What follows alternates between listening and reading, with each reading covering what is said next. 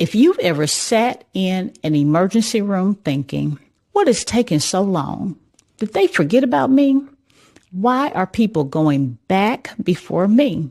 Or even, why does everybody seem busy, but nothing feels like it's moving? Then this video is for you. Because after more than 25 years in healthcare, one thing I've learned is this. Sometimes waiting feels personal when really healthcare is just incredibly complex. And today, I want to help you better understand what may be happening behind the scenes when the ER feels slow. Hi there, I'm Kisha Pickford, a nurse practitioner, and on this channel, we have real conversations about healthcare, personal growth, emotional resilience, and lessons learned after more than 25 years in healthcare. And today, we're talking about something almost everyone experiences at some point, why the ER wait feels so long. And before we even start, I like to say this clearly.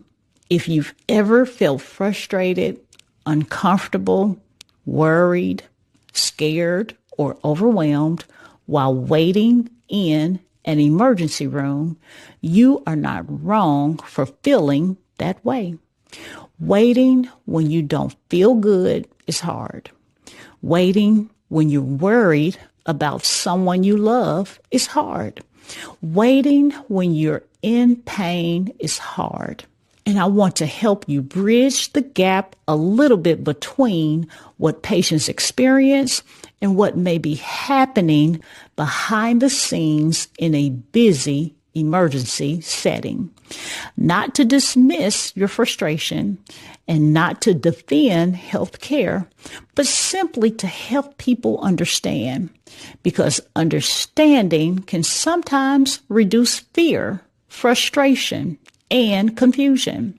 And one of the biggest misunderstandings about emergency care is this. People often assume emergency rooms work like a line in the grocery store. You came first, so you should be seen first. And honestly, that makes sense from the outside. But emergency care doesn't work that way. Emergency care works through something called prioritization. You may have heard the word triage before. Triage simply means deciding who needs immediate attention first. And sometimes the person who came after you may be more medically unstable, even if they don't look sick at first glance. That part is important because healthcare providers are not just looking at symptoms. They're looking at risk. They're asking, could this be dangerous? Could this be a person suddenly getting worse? What are we missing? Who needs immediate intervention? Sometimes someone looks perfectly okay, but medically they are not okay. And sometimes someone looks miserable, but thankfully they may be medically stable. That doesn't mean your discomfort or concern isn't important. It absolutely matters. But emergency medicine often becomes a constant process of balancing urgency, risk, and resources. And that balancing act is happening all day and all night. Now, let's talk about something people often don't see: invisible work. This is the part that surprises many people.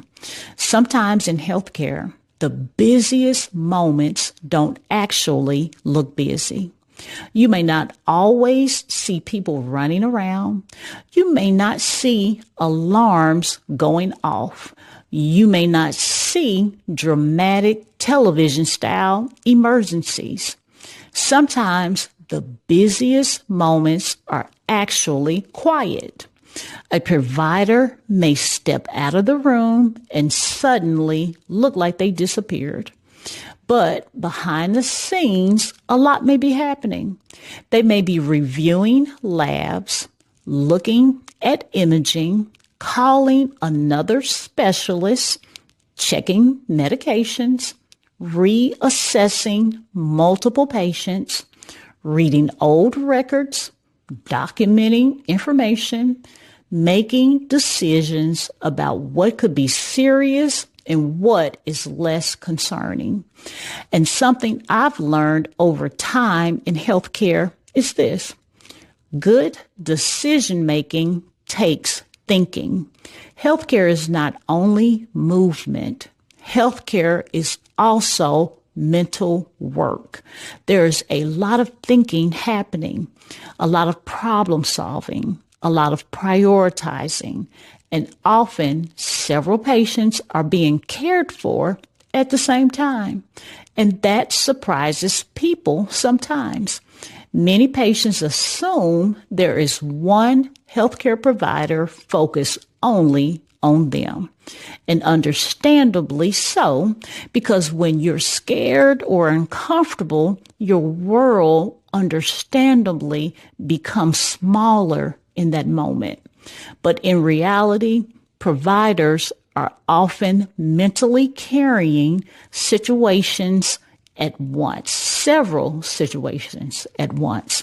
And that can look like checking on one patient, reviewing results for another, handling a procedure, responding to an urgent change, answering a question, coordinating with a team, and then coming back to update you.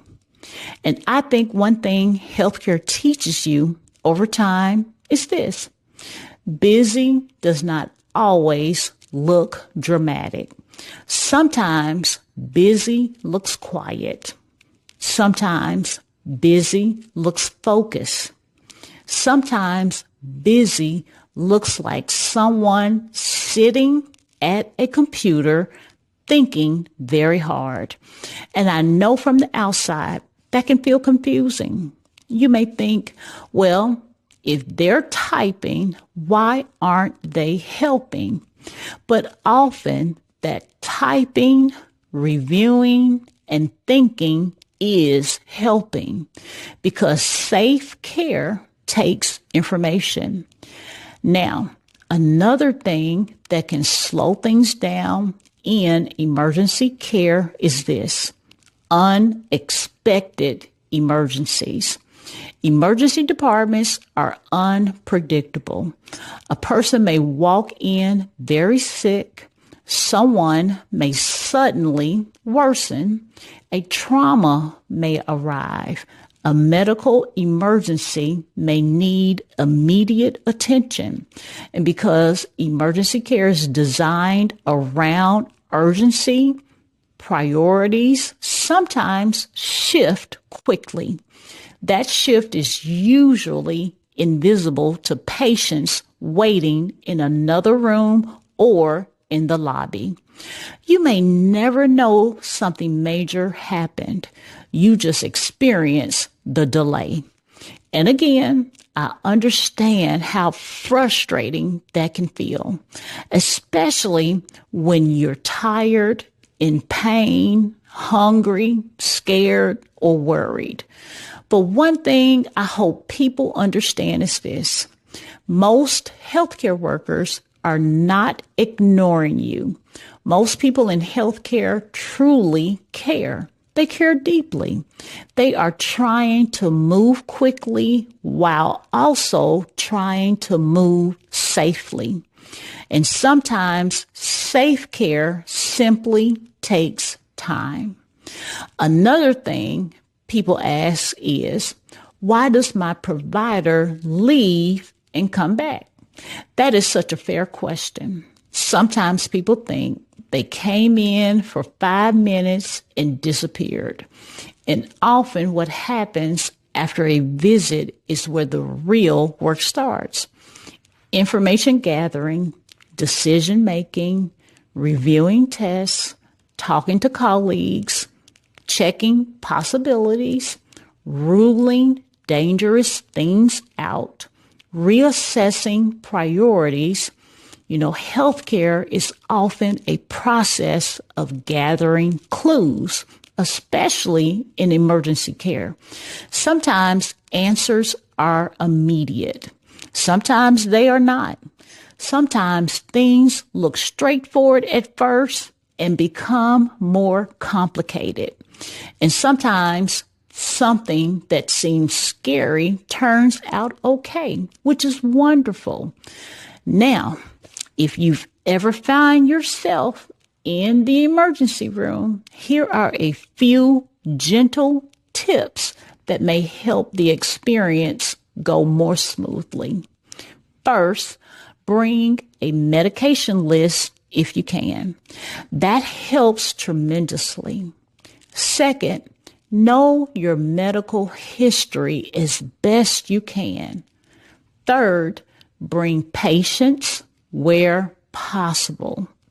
And I know that one is hard because no one chooses to spend their day in the emergency room, but understanding expectations can help emotionally. Bring a charger, bring snacks if allowed, and bring someone supportive if possible. And do not be afraid to ask respectful questions.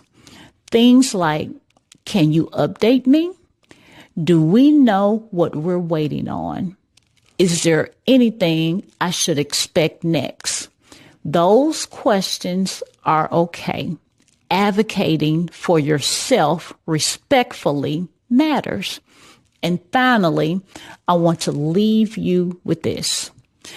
After many years in healthcare, one thing I know for sure is this.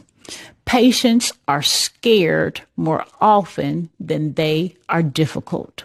People are worried, uncomfortable, uncertain, sometimes frustrated. And healthcare workers, well, they're trying to help while balancing complexity people often cannot see. Both experiences can be true at the same time. You can feel frustrated, and healthcare workers can still be working hard. You can feel scared, and people behind the scenes can still be trying their best. My hope is that this conversations like this simply help you understand each other a little better. Now, if you found this helpful, let me know in the comments. And if there's a healthcare topic you've always wondered about, leave it below because I may turn it into a future conversation here on the channel. Well, I don't know who will see this today or tomorrow or even years from now, but this is my story and this is my perspective. I'm Kisha Pickford. Thank you for listening, and most definitely thank you for being here. Until next time, bye.